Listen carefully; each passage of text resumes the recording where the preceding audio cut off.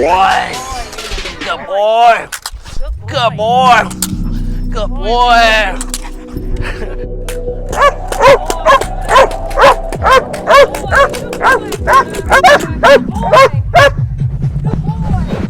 Ow. Ow.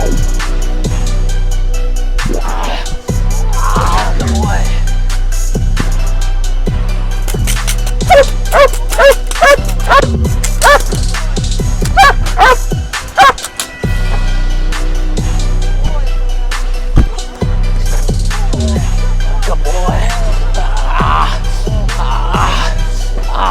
boy. Good boy. Good boy.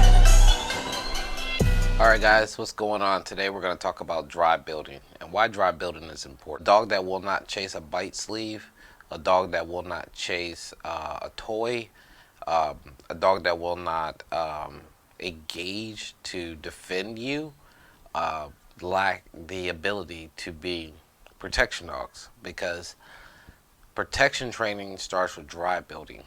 And if you cannot drive your dog to do some of these things, gripping a bite tug, barking at strange people, things like this, it's almost impossible for a trainer to train your dog to be a bite dog or protection dog, because protection work starts with drive. So the dog has to be genetically imposed to protect. So this is what we call selective breeding, when dogs are put together that have the traits to do protection work, and then they breed puppies.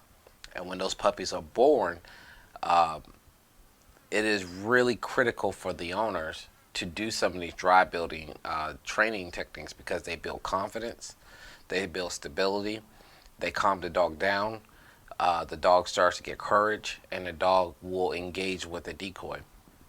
Because if your dog is scared to engage, scared to challenge a decoy, scared to drive for the bite sleeve or the toy or whatever, no one can train your dog to be a protection dog. These are some things that have to be done by the owners when they're puppies and it's developed. We call it bite development. The dog's willing to go after something, chase it, bite it, and not be scared to interact with it. So this is called bite training, bite development and training with puppies. So when a pup hits about 6 months to a year and a half, the decoy can engage with the dog, challenge the dog, and get the dog to fight in the training. When dogs that have this genetics and they're not developed when they're puppies, a lot of times when they get about 6 months, they become real skittish. So again, this is kind of on the owners to play tug with their dog. It's a good bonding training to do with your dog. It's very good to bond with your dog. And it develops your dog over time. Most of the times when I see a lot of dogs, they have done absolutely no confidence building, absolutely none. And I said again, a lot of dogs, sometimes they take 2 weeks, some dogs take a year. It all depends on your dog. Every dog is different, just like every human. So the time that your dog is trying to bite your shoe, instead of popping them and hitting them, you should get a bite tug. That's how you counter that. You still maintain the drive, but your shoes are safe. Same thing with hitting your puppy. A lot of people think that the way they can control their animal is by hitting them across the face. If you hit a dog across the face repeatedly over and over again, unless they have nerves of steel, you're just, every time you hit your dog, you're just taking out any protection out of them. Because anytime someone raises their arm, your dog's going to dart off. They're going to be scared. So they won't have the drive to protect you and defend your home. Abuse is one of the main things that kills drive building, is the inability to control yourself and hit your puppy. And this kills any essence of protection work. It just kills it. So a lot of times we'll see dogs where they're real skittish, they're scared. People want them to be protection dogs after they've hit them for so long, and it's impossible abusing your dog. So the other thing that kills drive building is energy. So if the dog is not getting the right amount of energy, the right amount of food, nutrition, supplements, all those things that you need to keep your dog on track, if your dog is too fat, they won't work. That's the other thing that kills drive. If they're too fat, if they're overweight, if you're feeding them too much, if they won't have the energy to chase a tug or defend you, they're just going to be too overweight.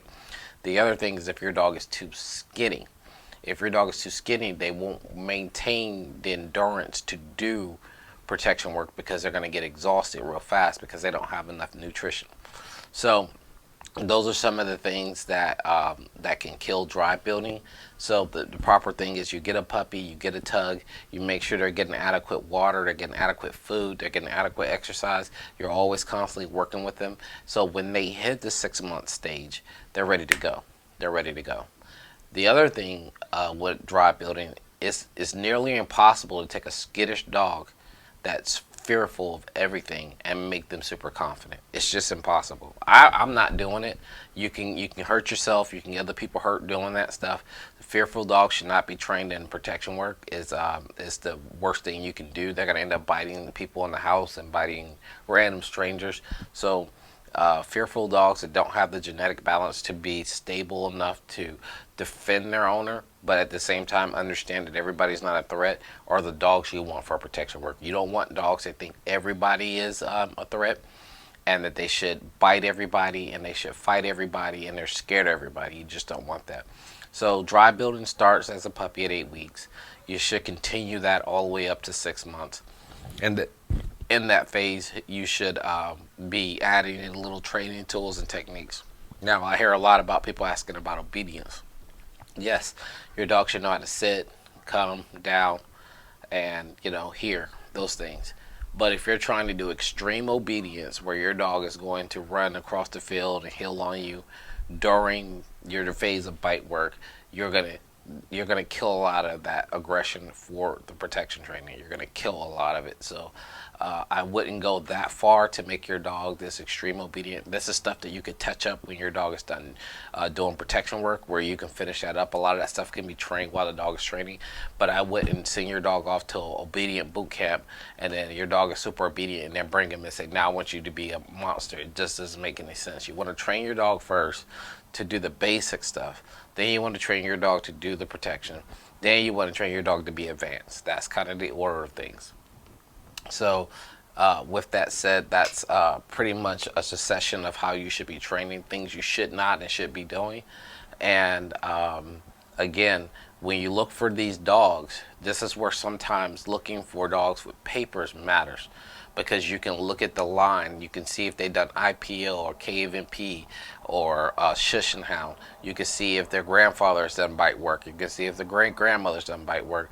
You can see all this stuff so you know that you're buying a dog with the genetics to do the work. If you're buying a random German Shepherd out of someone's backyard that you don't know if they can do the work or not, 90% of the trainers won't touch them because they don't know the genetics of the dog. They don't know if they have the stability to do the work, and they don't know what you're getting, and they don't want to create a monster. So this is kind of where, when you're shopping for a protection dog, you want to look at paperwork, and you want to start to develop your dog as a puppy.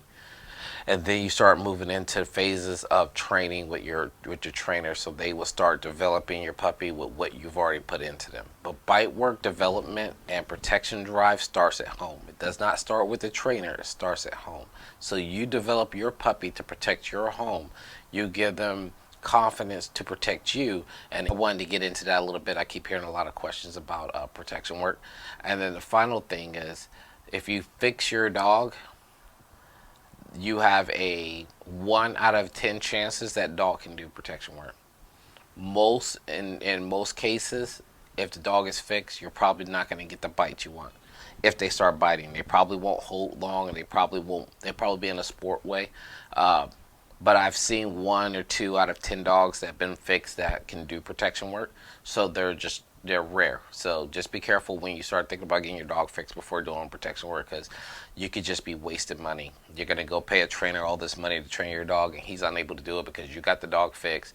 You're just going in circles. So make sure that you kind of want to get the dog fixed afterwards if your dog doesn't have the stamina to be fixed and trained, if that makes any sense. And you guys have a good one, and I hope you guys enjoy. And we'll start seeing you, and we'll start getting some videos out for the class that we got going right now.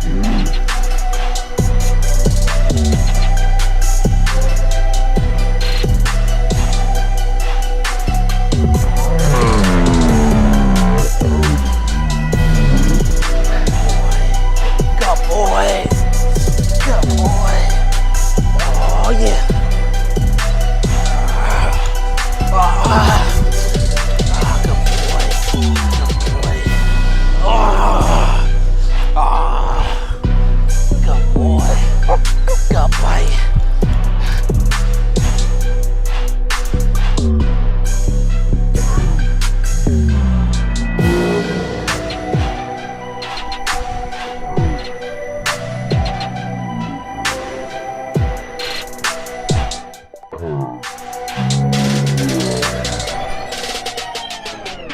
Oh, good boy. Good boy. Good boy. Loud. Loud.